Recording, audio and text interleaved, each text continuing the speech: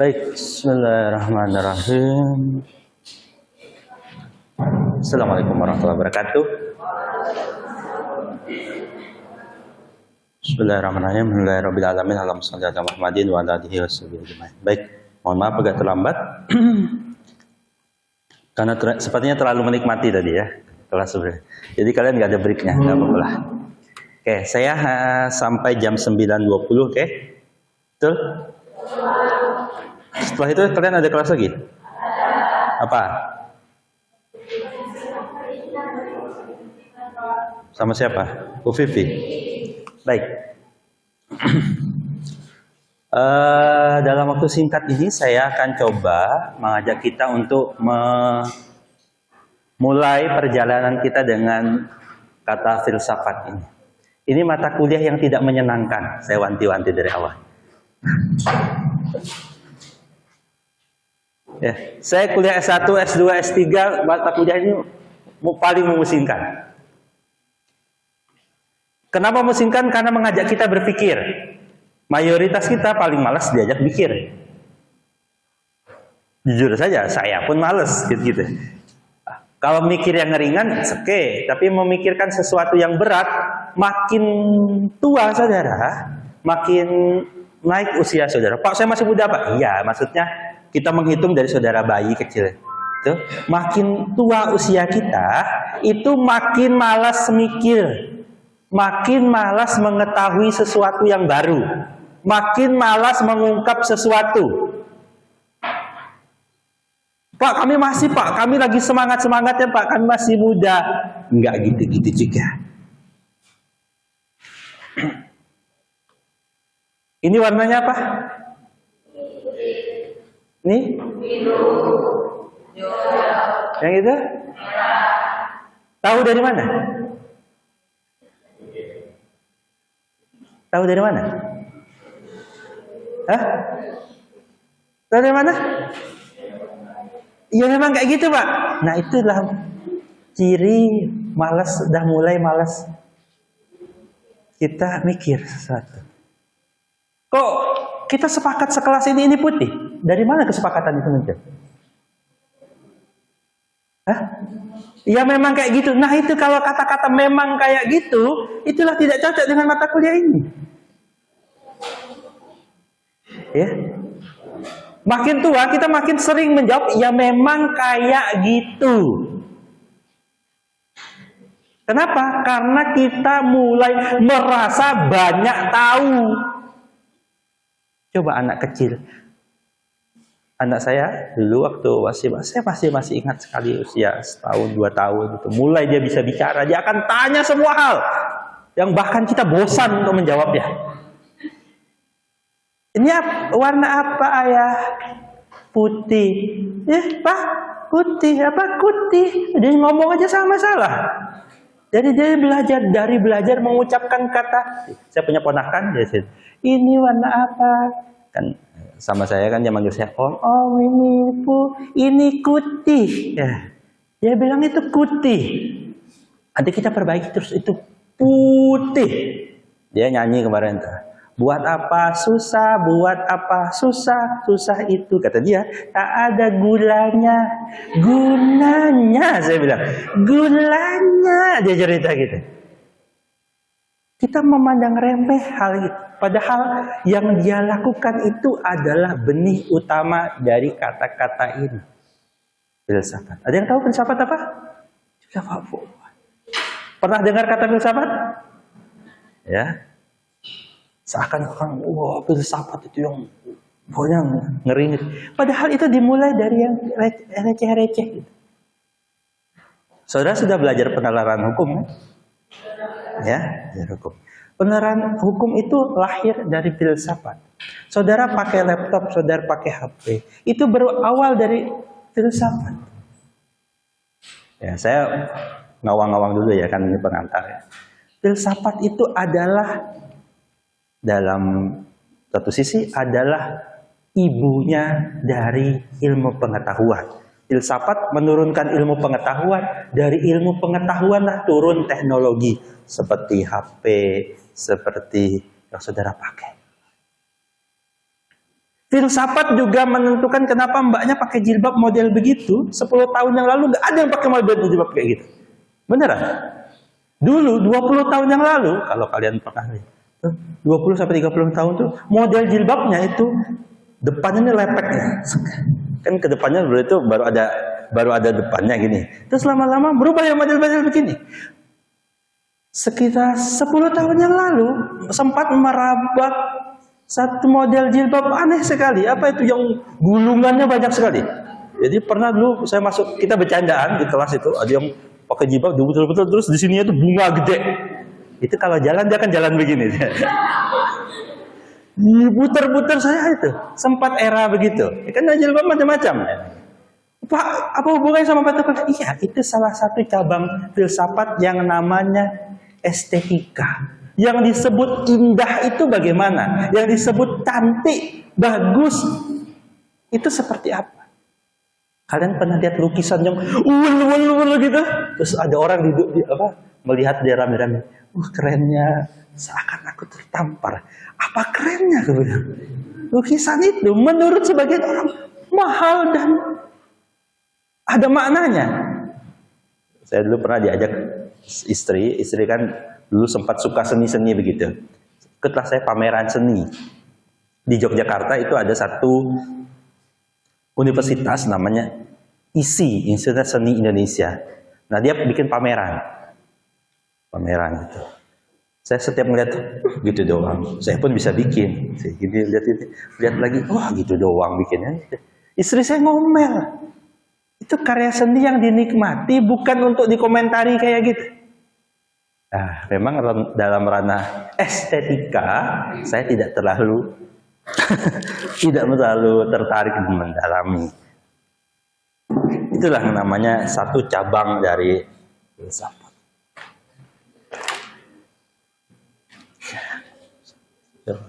Baik, Bapak ini mau ngomongin apa? Memang 1-2 pertemuan di awal ini kita akan ngomongin yang nggak jelas dulu sebelum kalian akan diajak berpikir pusing tentang filsafat hukum. Ini baru filsafat umumnya. Pak, mata kuliah ini memusingkan? Iya, saya kasih tahu iya aja lah dari awal ya. Mata kuliah yang paling tidak jelas, tidak akan keluar di undang-undang, tidak ada dalam sini undang-undang apa, ini apa, tidak. Mata kuliah ini salah satu tujuannya adalah ngajak saudara berpikir. Karena itu yang membedakan saudara dengan kalau saya bilang beda, sedikit beda lah, di atas. Kenapa? Sekarang ada kecerdasan artifisial. AI itu mulai seakan-akan berpikir. Kalau kalian levelnya masih sama dengan itu, ya saya yakin pasti kalah. Kenapa? Dia lebih saudara ketik, dia akan mengeluarkan pasal lebih banyak. Dia pengetahuan tentang, dia bukan pengetahuan, saya sebut dia simpanan memorinya itu lebih banyak dan lebih bagus dibanding kalian semua, dibanding seluruh umat manusia bahkan. Kenapa? Karena dia nyimpanannya luar biasa. Nah, kalau dulu dia hanya jadi seakan-akan menyimpan, sekarang dia mulai bisa mengolah. Nah, padahal pengolah itu, berfilsafat itu adalah salah satu nilai lebih manusia dibanding makhluk yang lain.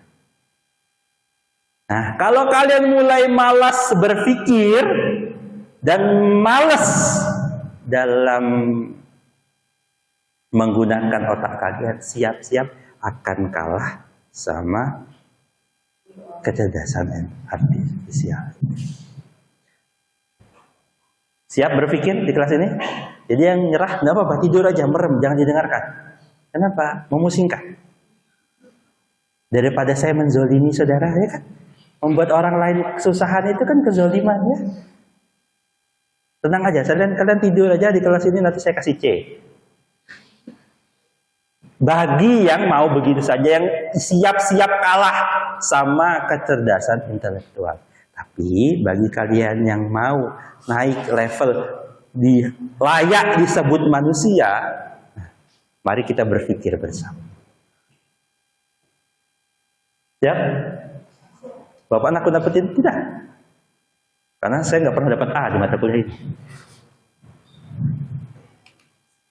Oke, saya nggak akan mau mulai dengan ini ya. Saya akan kalau jadi filsafat itu terdiri dari dua. Terdiri dari cerita tentang filsafat, yang kedua latihan berfilsafat. Ya, isinya cuma ada dua, cerita tentang filsafat, kedua latihan tentang bagaimana berfilsafat. Ya, latihan kecil-kecilan. Itu kita bukan filosof hebat. Orang yang berfilsafat itu disebut filosof. Sehingga dalam filsafat ini akan ada dua cabang. Satu filosof, yaitu orang yang berfilsafat. Yang satu namanya ahli filsafat. Apa? Ahli cerita tentang filsafat.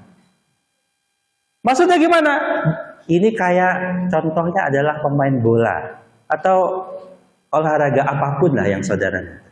Ada pemainnya, ada pemain bola, ada ahli komentator. Komentar yang memang bagi saya ahli gitu ya. Maksudnya bukan hanya cek-cek. Kalau sini kan banyak ya komen, harus ditendang. Giliran dia suruh nendang, sepatunya yang lepas, bukan bolanya kata. Banyak. Nah, filsafat itu ibarat kita gambarkan pertama adalah bola. Pemain bola itu orang yang berfilsafat. Namanya filosof. Sedangkan orang yang melihat, menikmati, memetakan. Oh, backnya itu ini. Oh, penyerangnya ini. Oh, ini pakai formasi apa? Itulah ahli filsafat. Di level S1 kita akan mengenal dua-duanya secara pelan-pelan. Makin naik saudara, level S2, S3, saudara akan bergeser menuju filosof. Mulai berpikir filsafatis. Nah, di level S1 memulainya dengan mengenal sebagai ahli filsafat dan mencoba berfilsafat sedikit-sedikit. Oke. Bagaimana sih berfilsafat itu, Pak? Kan gitu kata kuncinya. Sebelum nanti kita rinci. Ini apa? Bukan remote. Ini cuma pointer. Ya, enggak ya. Ini apa sih namanya saya juga tidak tahu. Alat ini digunakan untuk apa? Ya cuma nunjukin gini sama gerak-gerakin. Kan gitu. Kenapa orang bikin ini? Oh, karena ada kebutuhan, Pak. Ini tuh manual capek harus mencet begini. Ya. Dibikinlah lebih gampang. Kan model remote dan sebagainya itu menggampangkan sesuatu yang tadinya harus manual. Oke. Kenapa bisa kepikiran sampai bikin ini? Itu dimulai dari berpikir filsafat. Tuh, kata kunci awal. Dia mulai berpikir, oh ada sesuatu yang bisa dibuat untuk terus. Itu namanya ilmu pengetahuan. Ilmu pengetahuan melahirkan teknologinya begini. Apakah ujuk-ujuk bim salabim jadi begini? Minta dari kantong ajaibnya Doraemon? Tidak. Manusia memulainya dengan berpikir, lalu membayangkan dalam hal abstrak, lalu melahirkan nanti di pabrik jadinya begini. Bagi yang pengguna Apple, iPhone yang mahal itu kalau mau jujur, harga iPhone-nya itu murah. Sebenarnya harganya 20 juta. Harga bahannya untuk sampai dibuat itu tidak bakal lebih dari 5 juta. Oh, mahal pamer gitu. Dari mana bisa mahal? Satu, karena itu brand.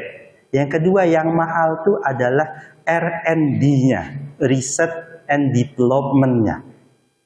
Untuk bisa menghasilkan perubahan, pembaharuan. Oh, dulu waktu generasi saya itu ada generasi yang merasakan perubahan banyak. Kalau generasi kalian ini generasi yang sangat teknologi. Saya mulai dengan kamera. Kalian pernah lihat kamera yang pakai klise? Coba gimana? Kalau moto itu gimana? Ya, pose moto itu gimana? Coba kalian kalau mau moto sesuatu gimana? Coba bayangkan kalian sedang memoto sesuatu. Gimana? Gambarnya gini, atau gimana?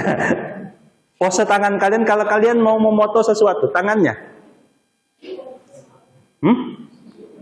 Gimana? Kira-kira ke depan begini.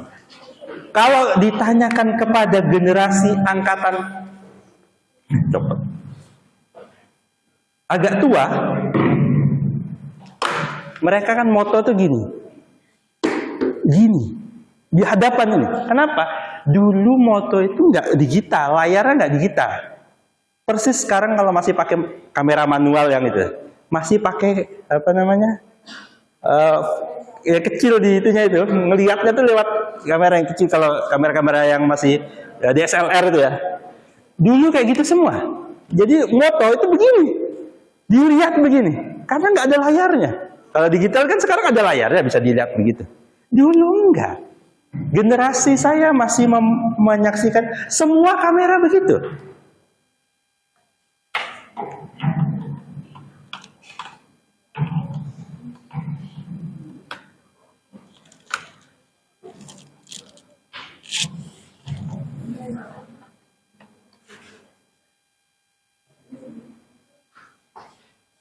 Luar biasa. Oke, baik. Bapak ngapain cerita gitu? Enggak, saya ingin melihat lompatan teknologi. Oke. Dulu kamera itu begitu. Lalu mulai keluar kamera digital, maksudnya ada layar digitalnya. Ya, kamera digital yang seperti sekarang. Coba saya berapa hari yang lalu tuh bongkar-bongkar di rumah saya. Ada kamera digital, itu saya ingat dibeli tahun 2003. Ada yang lahir sudah? Sudah ya, 2003 itu di kotaknya itu iklannya luar biasa. Ini teknologi baru. Kalian tahu berapa megapiksel? 4 kamera itu. Bukan kamera, kan HP ada kamera, bukan, itu memang khusus buat kamera. Waktu itu keren sekali. Ya. Lalu mulai berkembang kamera-kamera ya sampai sekarang yang sekian luar biasa. Bahkan saya tidak ngerti ngikutinya lagi gimana. Cuma saya ingin membayangkan bahwa itu perubahan yang terjadi. Buah dari apa? Buah dari filsafat ini. Enggak Pak, itu buah dari teknologi. Iya. Saya ingin kita berlanjut bukan hanya teknologi. Teknologi ini kan barang jadinya. Ilmunya itu namanya ilmu pengetahuan, sains. Oke? Nah, di belakang sains itu ada sesuatu lagi namanya filsafat. Paham ya? Jadi kita paham letak sesuatu yang dinamakan filsafat ini. Sebelum kita tahu apa dalilnya, detail-detailnya, kita tahu letak ini adalah behind. Bukan seakan-akan filsafat itu kan seringnya dikaitkan dengan tokoh-tokoh Yunani kuno. Iya, tapi sampai sekarang pun tetap berjalan. Dan apa yang kita nikmati saat ini adalah salah satu buah dari filsafat.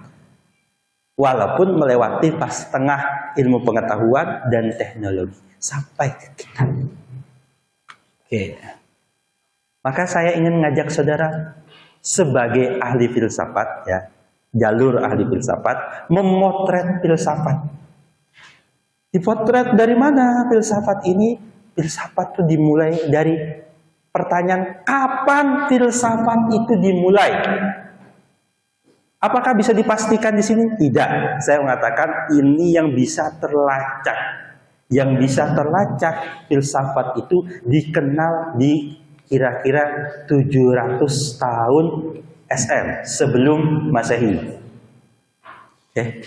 Sebagai gambaran, 1 Masehi itu adalah tolak ukur lahirnya, kalau bagi Muslim disebut Nabi Isa, bagi kaum Kristiani disebut Yesus, bagi kaum Jews, Yahudi, dia disebut Siapa?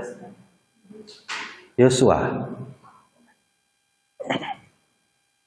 Berarti itu 700 tahun sebelum agama yang disebut dengan Kristianiti itu lahir. Mas, udah jauh sekali.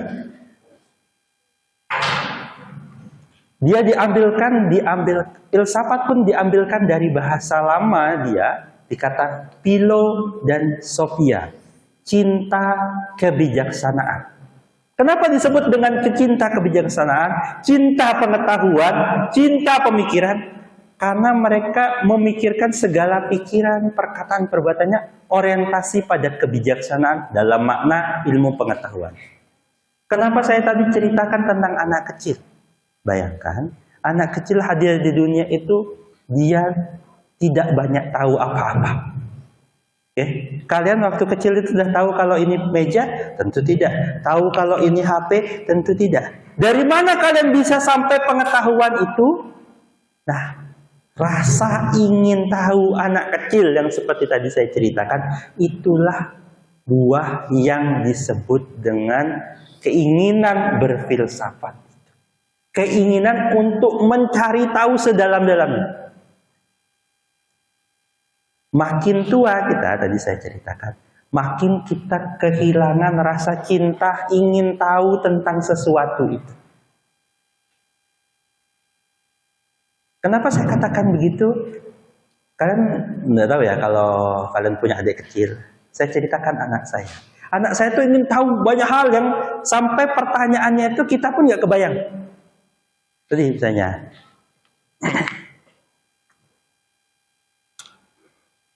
ini tangan apa? Kenapa disebut kanan?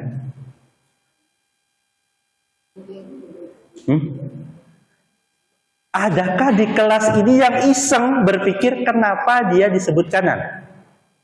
Tentu kita nggak ada. Selain saya bertanya tadi. Kita sepakat males mempertanyakan lagi kenapa disebut kanan. Ya, padahal kalau anak saya kan saya tanya ini kanan, kenapa disebut kanan ayah? Ya karena orang ini kalau sebelah ini kiri. Kenapa ini kanan dan kenapa ini kiri? Yang bikin pusing adalah saudara melihat saya, kata dia kan kanan, terus dia angkat tangan karena dia hadap-hadapan begini, angkat tangan kanan kalian coba. Kanan tuh sebelah sini. Kok ini cuma sebelah sana? Anak saya sampai nanya begitu. Loh, ayah, yang sebelah sini kanan. Saya angkat bagi pandangan dia, hadap-hadapan begini, itu adalah kiri. Berarti yang kanan tuh yang sebelah sini apa yang ini?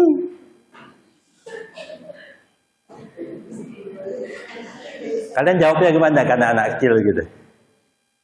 Terus takon wae, terus tanya aja, repot aja gitu kan? Karena kita makin tua itu makin males. Padahal waktu kita dulu nggak tahu kanan kiri, kita akan mempertanyakan itu. Rasa ingin tahu, rasa ingin apa?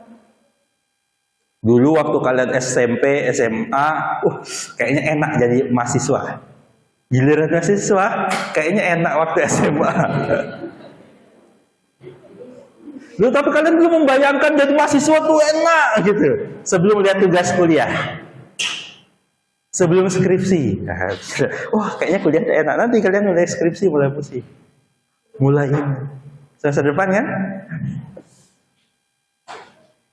Makin tua orang itu makin harusnya makin mencapai kebijaksanaan. Kebijaksanaan ini kan di atas ilmu. Dia punya ilmu dan dia bisa dan sebagainya.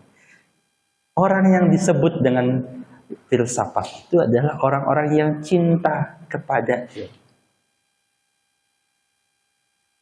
Oke, saya tarik sedikitlah ke arah hukum.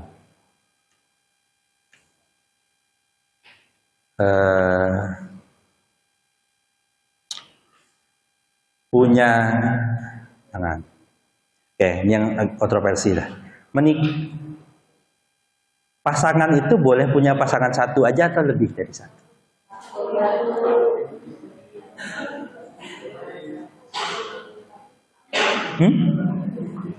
Gimana mas? Satu aja pak yang ketahuan, yang lain. Kesepakat, entah kalian sepakat atau tidak, itu kan pertanyaan. Itu pertanyaan-pertanyaan yang hadir. Apakah layak? Apakah sepakat? Contoh, gini. Kira-kira kalian mempertanyakan nggak? Kenapa polisi itu boleh menangkap penjahat? Gini, polisi kalau ada maling, yang boleh nangkap, yang boleh ngukum kalian atau polisi yang boleh nangkap? Kenapa polisi berhak? Kenapa dia bisa punya wewenang itu? Kenapa kita bisa, dia seakan-akan enak punya wewenang itu? Wewenangnya ada di mana deh? Pertanyaan sebelumnya. Wewenangnya ada di mana? Polisi itu punya wewenang untuk menangkap, dapat dari mana? Dari undang-undang. Kenapa bisa-bisa undang-undang untuk menentukan mana yang punya wewenang, mana yang tidak?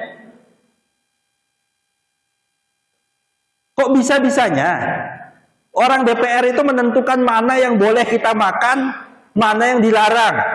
Ya, narkoba atau tidak? Ini narkoba atau tidak? Oh, ini jalan. Nah, contoh gini deh. Di dunia ini ada dua jalur berjalan, jalur kiri dan jalur kanan.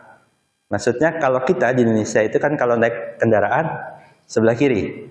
Di beberapa negara yang lain jalurnya sebelah kanan, ya. Nah, kenapa bisa kita di kiri? Karena pemerintah menentukan bahwa jalan kita di kiri. Pertanyaannya, kenapa pemerintah punya hak untuk menentukan?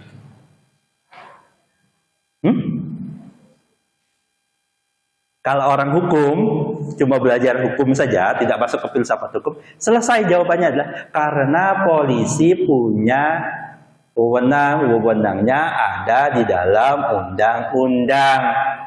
Ini pasalnya, ini aturannya, ya gitu. Itu adalah level yang disebut dengan nama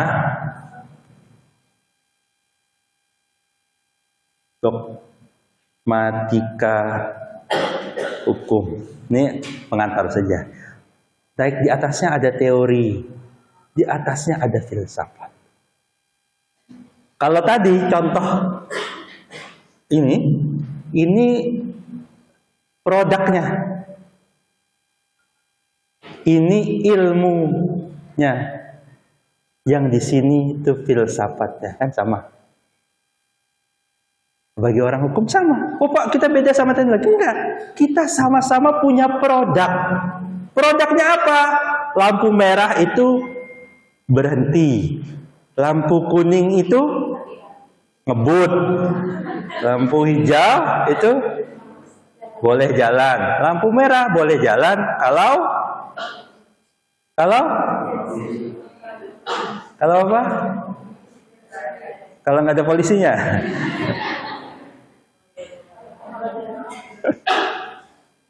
Saya pernah kemarin saya ceritakan gini. Saya tinggal, misalnya kita lah. Saya kemarin pulang tengah malam, saya kan tinggal di Tenggara. Saya terus ada lampu merah. Biasanya lampu merahnya tuh di atas jam 9, jam 10 itu udah jadi kuning. Entah kenapa waktu itu tidak. Cuma masalahnya itu ada crossroad, perempatan itu. Perempatan begini, lampunya merah, saya berhenti. Cuma masalahnya di sebelah sana nggak ada kendaraan, sebelah sana nggak ada kendaraan, sebelah sana nggak ada kendaraan. Ini yang benar saya berhenti atau tetap jalan? Kalau saya berhenti, saya orang yang taat peraturan, tapi kok kayak orang bodoh.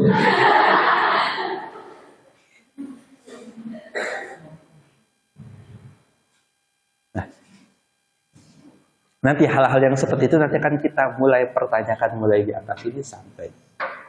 Sekali lagi, ini level S1, saya tidak akan dalam-dalam. Cuma kalau kalian nanti sadar diri, kalau kalian itu baru level S1, kalian itu jangan sok tahu banyak. Kenapa kalian baru pada level ini? S2, kalian akan diajak naik ke level ini. S3 kalian akan diajak pada ranah filsafat, walaupun belum tentu nyampe. Lulus S3 itu bagi saya cuma ada dua, ada yang lulus, ada yang lolos. Kalian S1 itu kan gitu juga, ada yang lulus, ada yang lolos sebenarnya. Ya. Yang lulus tuh ya yang beneran kuliah. Yang lolos ya kayak saya nih. Yang penting dah lu keluar aja lah gitu. Yang penting selesai aja. Tuh. Baik. Sudah mulai pusing? Enggak. Hah? Mulai pusing? Enggak apa, bisa saya Pak. Oke. Kenapa kita berpikir filsafat? Karena ciri-ciri filsafat ini ada nih. Ada beberapa hal. Satu namanya metodis. Berpikir itu ternyata ada caranya. Kita selama ini sering mengungkapkan pendapat hasil pikiran kita, tapi pendapatnya tuh ngawur. Salah satu alasan pendapat ngawur, jawaban kalau kalian isi esai itu ngawur, salah satunya bisa jadi karena tidak berangkat dari cara berpikir yang benar. Lalu tidak koheren.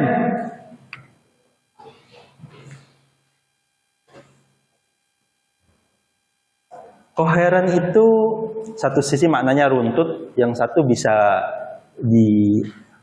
dijabarkan secara rapi begitu. Dia ada sambungannya.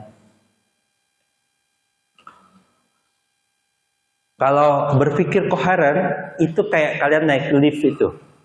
Naiknya dari lantai 1 naik sampai lantai 7 ini. Kalau orang yang pikirannya nggak koheren, ya bisa dari lantai 7 ke lantai 1 langsung. Gimana? Coba keluar. Terjunlah dari situ. Kenapa berpikir runtut ini dituntut? Karena itu tadi. Karena bisa kalian loncat saja, iya. Tapi hasilnya begitu. Bisa jadi ada yang selamat, bisa. Saya dulu masih ingat. Jadi waktu saya SMA, saya di SMA depan asrama saya. Waktu saya SMA itu saya di asrama. Lalu depan asrama itu ada satu lapangan bola. Bukan lapangan bola, tempat upacara sebenarnya. Kami main bola di situ. Cuma masalahnya karena dia itu di bukit, sekolahnya di sini. Turun tangga ke lapangan. Nah jalan rayanya itu turun tangga satu lagi. Jadi ada 3 level gitu. Karena kami main di level tengah ini, di lapangan ini, sesekali bolanya tuh jatuh ke bawah. Oleh karena itu kami menyepakati kalau sudah dekat ujung jatuh ini, kami nggak ngejar itu bola. Kenapa? Tinggal turun aja naik tangga, ambil bolanya di bawah. Saya punya seorang teman saat ini, masih hidup alhamdulillah. Dia terlalu bersemangat ketika bermain bola. Dia mengejar bola yang mau out itu sampai ke pinggir. Harusnya kalau ke pinggir, ya, kita berhenti. Ternyata luar biasanya dia tidak. Bolanya jatuh ke bawah, dia ikutan jatuh. Bergaya lagi, dia loncat gitu. Kami langsung tiarap. Mati itu orang. Kira-kira naiknya tuh ya lantai 1 atas gitu. Mati nggak? Tiba-tiba dia naik dari tangga dan masih hidup. Tapi itu cuma terjadi sekali dalam hidup kita. Karena lantai bawahnya itu aspal loh. Bukan rumput, bukan. Yang lantai yang level 2 itu yang rumput buat kami main bola. Di bawah tuh semen, dia aspal, di bawah atas itu juga semen. Dia hidup sampai sekarang. Boleh dicoba, tapi itu keajaiban saja sebenarnya. Kami lebih memilih hidup dengan tidak akan loncat lagi. Dan dia pun sekali itu aja loncat, nggak akan dia besok-besok loncat lagi. Tetap dia lewat tangga. Ya. Walaupun dia selamat, tidak pernah seumur hidup dia nyoba lagi.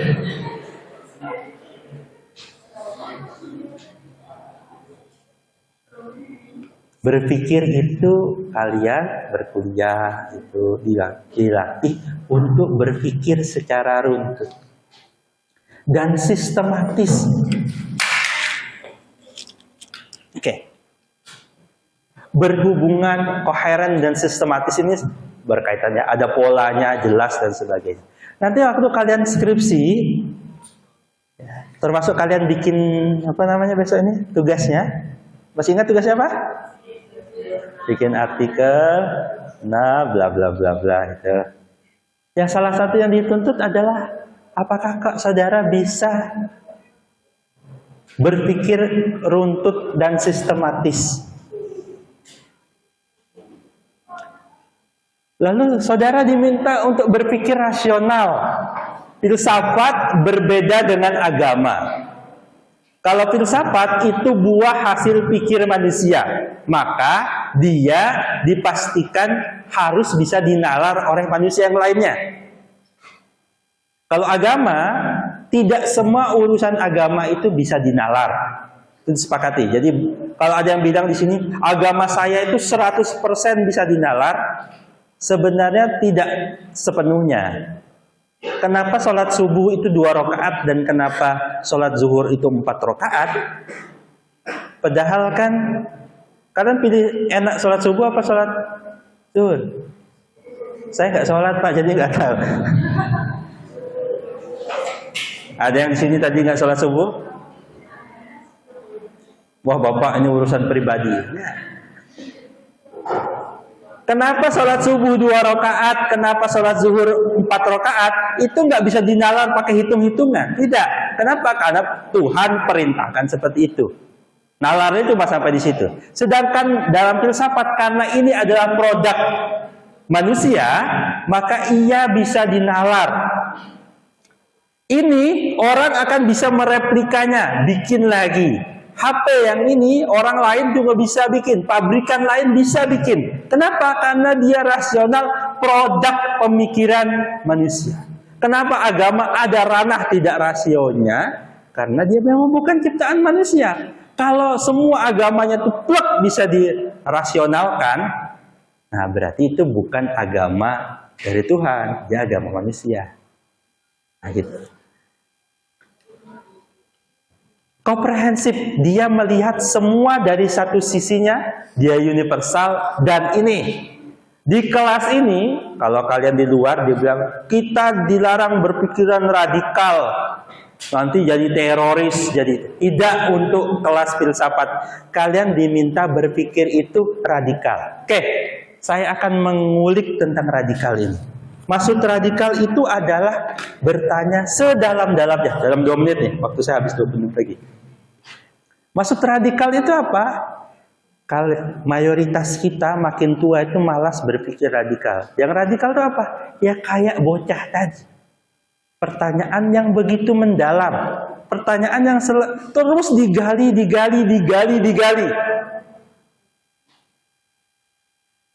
Dari orang yang berpikir itulah akhirnya sesuatu itu terbuka lebar. Dulu orang berpikir, dulu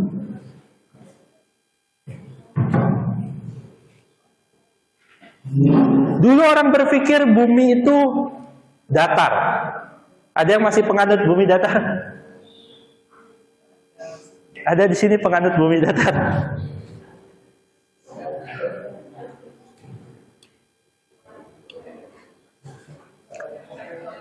Ada penganut bumi datar di sini? Nggak ngaku? Oke, saya minta waktu sedikit. Dulu orang banyak yang berpikir bumi itu datar. Kenapa? Karena rasional. Ya, kayaknya di sana tuh ada ujungnya. Kalau saudara ke lautan, kayaknya ada ujung lautan itu. Seakan-akan rasional, tapi tidak radikal. Radikal apa? Dipikirkan, dicari, terus ujungnya tuh dicari-cari, kok nggak ketemu-temu, terus. Akhirnya sampai, loh, kok balik ke tempat itu lagi? Itu menandakan bahwa bumi itu bulat. Salah satu pembuktian adalah dengan melakukan ekspedisi keliling dunia. Walaupun bisa juga dilakukan dengan matematika, dengan fisika dan sebagainya.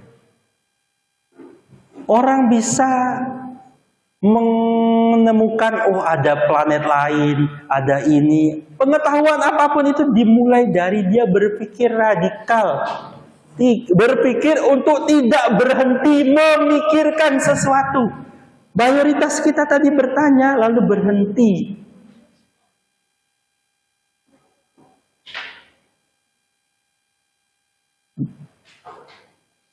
Ada satu channel YouTube yang saya suka tuh namanya Kok Bisa Ya. Dia akan mempertanyakan banyak hal. Mempertanyakan, walaupun belum tentu pertanyaannya tuh radikal. Pertanyaan radikal ini adalah ingin kita untuk tidak berhenti bertanya. Kalau setelah kelas ini saudara, cukuplah segitu aja. Filsafat kayak ini nggak cocok buat saya. Saya nggak usah. Yang penting dapat C aja nggak apa-apa lah. Nah itu ciri kalau kita tidaklah berpikir radikal. Kalau ada yang punya pacar, ditanya, kenapa kamu suka sama aku? Tanya ya.